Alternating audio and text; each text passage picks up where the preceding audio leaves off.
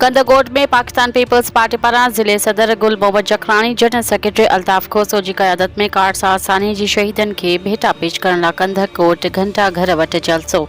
शहीदन के खराज तहसीन पेश करण जो सिलसिलो जारी। वॾे अंग में कारकुनन ऐं अॻवान शरीक। इन मौके ते ज़िले सदर मीर गुल मोहम्मद खान जखरानी, अल्ताफ अहमद खोसो, मीर इसरार अहमद खोसो, शबाना मलक, डॉक्टर महिर चंद, सीनियर गुल मोहम्मद जखरानी, गुफरान मलक, सादिक हुसैन गुलाटो, शहजादो खोसो, मीर फेरोज खान बिजारानी, आफ्ताब ढाल जखरानी, गुलाम रसूल मीरानी, खादिम महमदानी अमियन जलसे के खिताब कंदे चयो आहे त कारसाज में शहीद थियल कारकुननि खे ख़राज तहसीन पेश कयूं था, जे पंहिंजी जान जो नज़रानो ॾेई शहादत जो मर्तबो हासिल कयो ऐं शहीद थी विया।